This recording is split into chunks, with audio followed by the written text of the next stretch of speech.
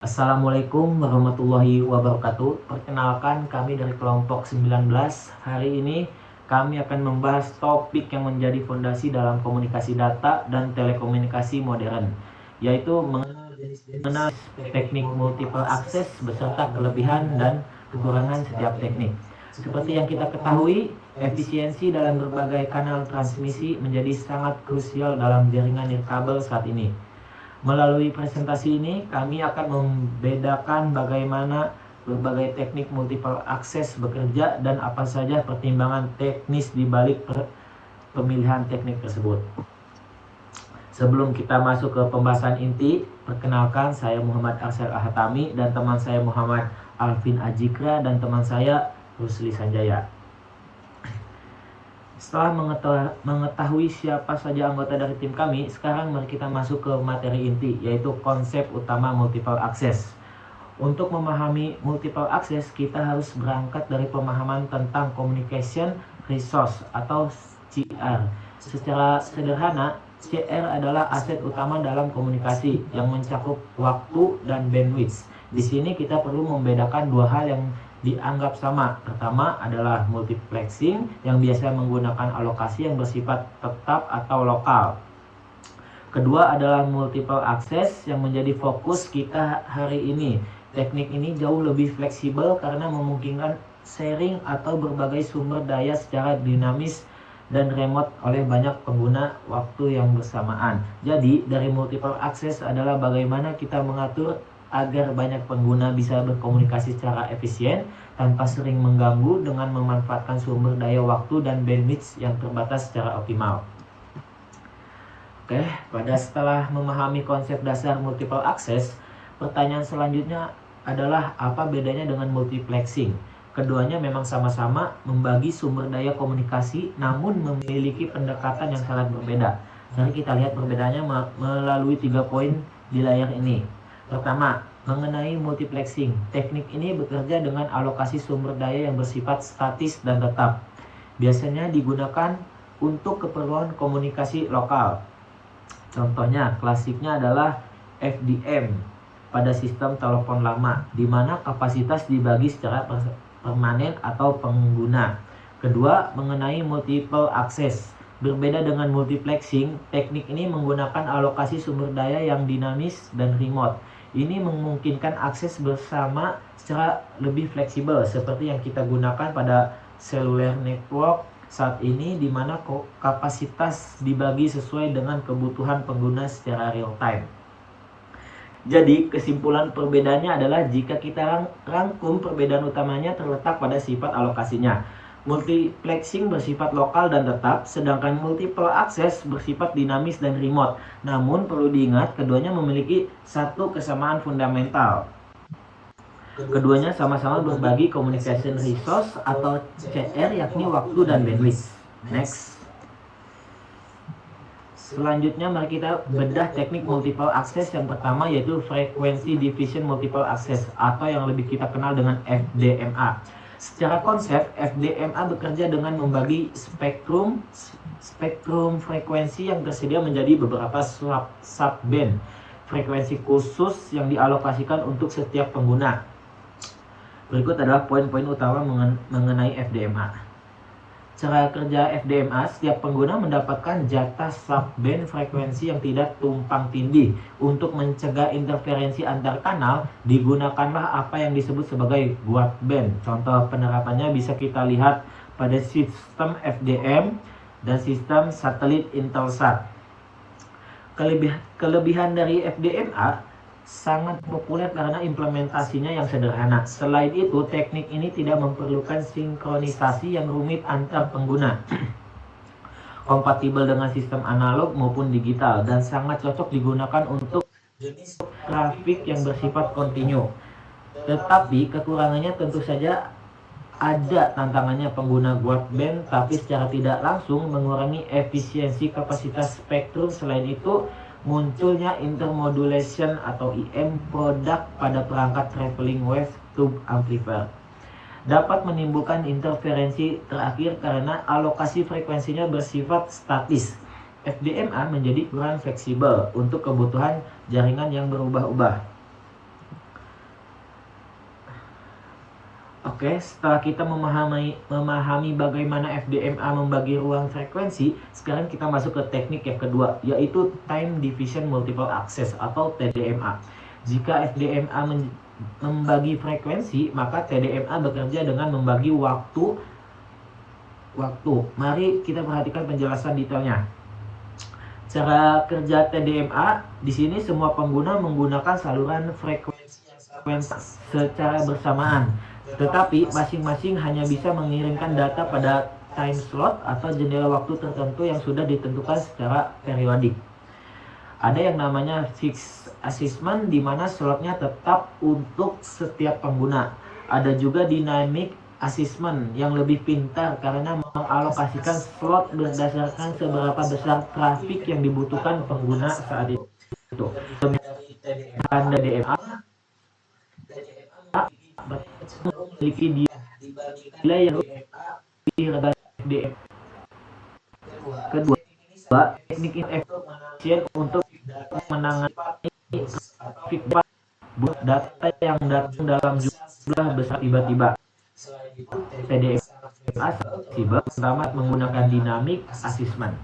Kekurangan dari TDMA memiliki tantangan teknis tersendiri karena semua orang harus mengantri berdasarkan waktu, diperlukan sinkronisasi waktu yang sangat presisi antar pengguna agar tidak terjadi tumpang tindih. Kita juga memerlukan jeda waktu antar slot yang sayangnya sedikit mengurangi efisiensi. Itulah mengapa secara implementasi TDMA jauh lebih kompleks dibandingkan FDMA. Singkatnya, jika FDMA adalah tentang membagi jalur jalan, maka TDMA adalah tentang mengatur lampu lalu lintas agar setiap orang bisa melewati jalur yang sama secara bergantian.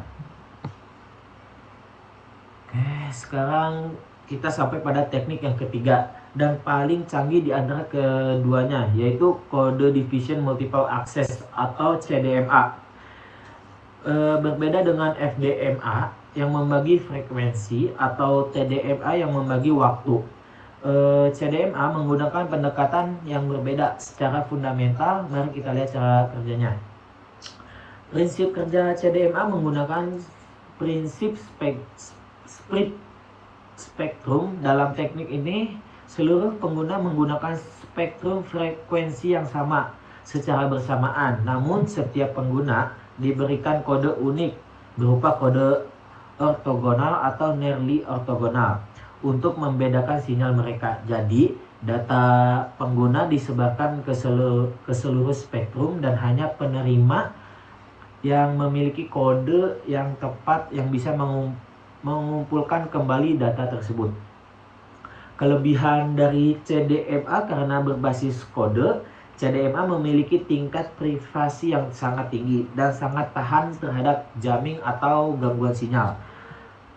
Teknik ini juga sangat fleksibel untuk fading channel, memiliki kapasitas sistem yang besar dan memungkinkan banyak pengguna berbagai spektrum secara bersamaan tanpa harus menunggu giliran waktu atau frekuensi. Kekurangan CDMA di balik keunggulan CDMA memiliki kompleksitas sistem yang sangat tinggi. Salah satu tantangan teknis terbesarnya adalah near far problem, di mana sinyal dari pengguna yang dekat dengan stasiun pangkalan bisa menenggelamkan sinyal dari pengguna yang jauh. Oleh karena itu, diperlukan kontrol daya power control yang sangat presisi. Selain itu, jika kode digunakan tidak benar-benar ortogonal, maka akan muncul interferensi antar pengguna. Next. Oke, di sini saya mau melanjutkan teman saya ya bernama Arsad. Di sini ada FDMA dan PDMA, Space Division and Polarization Division Multiple Access, teknik pemisahan sinyal berbasis ruang dan polarisasi. SDMA Space Division menggunakan antena spot beam untuk memisahkan sinyal berdasarkan arah. Kelebihan efisiensi spektrum tinggi, kapasitas besar. Kekurangannya infrastruktur antena kompleks dan mahal. Yaitu sekarang ada PDMA, Polarization Division, menggunakan polarisasi ortogonal, horizontal, dan vertikal untuk mengandalkan kapasitas. Kelebihannya efisiensi, kompatibel, dan teknik lain. Kekurangannya rentan terhadap depolarisasi atmosfer. Kemudian ada perbandingan singkat. SMA cocok untuk sistem satelit dengan cakupan area luas. PDMA ideal untuk frekuensi tinggi dengan kapasitas ganda. Keduanya sering dikombinasikan dengan FDMA atau TDMA untuk hasil optimal. Sebelumnya telah dibahas secara terperinci teknik multiple access dari FDMA sampai PDMA. Sebenarnya masih ada teknik multiple access yang lain, contohnya OFDMA, NOMA, WDMA, SMA, EDMA, dan RSMA. Di sini saya punya contoh soal untuk FDMA. Total bandwidth-nya itu 25 MHz, wideband-nya 10 kHz, lebar kanalnya 30 kHz, N-nya 7. Ini bisa langsung kita hitung, karena tadi B totalnya 25, Mega 10,6, kurangi 2, 10, kilo 10,3, dibagi 30 kilo 10,3. Ini bisa kita bagi buat menyederhanakan, jadi kayak gini. Terus kita hitung aja pakai kalkulator. 25 123 kurangi 20 dibagi dengan 30. Jadi total kanalnya itu ada 832,67 kanal. Terus buat kanal per sel, berarti dia tinggal dibagi sama N. 32,67, N-nya berapa? N-nya 7. Kalau kita bagi sama 7, dia 118,9. Jadi banyak kanal per selnya adalah 0 per sel 118,9. Oke. Di sini ada contoh soal yang lain, tanpa sekrotasi 60 user per sel, di sektor menjadi 3 sektor, efisiensi sekrotasinya 0,8. Ditanya tuh yang totalnya, tapi sebenarnya di sini masih ada lagi N ideal. N ideal itu apa? N ideal itu jumlah sektor dikali kapasitas awal. Jadi jumlah sektornya tadi 3 dikali kapasitas awalnya 60. Ini bakal jadi 180. Nanti N total setelah sekrotasinya 180 tinggal dikali dengan efisiensi. Efisiensinya 0,85. Berapa? 153 begitu. Terus selanjutnya, ini agak-agak soalnya bandwidth-nya 20 MHz, spacing 16. Ini bandwidth, ini spacing-nya, ini suppliernya, terus ini simbolnya. Diperhatiin juga ya, ini ada 14 simbol per 1 milisecond. Jadi maksudnya mili pakai prefix. Nanti kita kali 1000, jadi dia bakal 14 simbol per second. Kita hitung aja pakai rumus. N-nya tadi ini 120, F-nya 15 kilo 10,3 dikali sama 6. Berapa?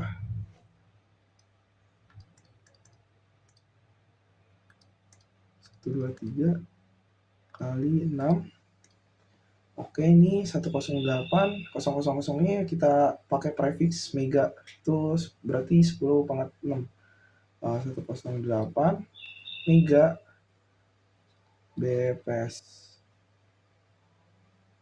Terus ada utilisasi 120 dikali tadi F-nya 15 10,3 dibagi B totalnya tadi 20 mega ya, 10⁻6. Oke. Terus kita hitung aja pakai kalkulator. 120 kali 15 123 kita bagi sama 20. 1, 2, 3, 4, 5, 6. 0,9. Ini kalau dikali sama 100%, jadi ini hasilnya bakal 90%. Sekian dari kelompok kami. Kurang lebihnya mohon maaf. Wassalamualaikum warahmatullahi wabarakatuh.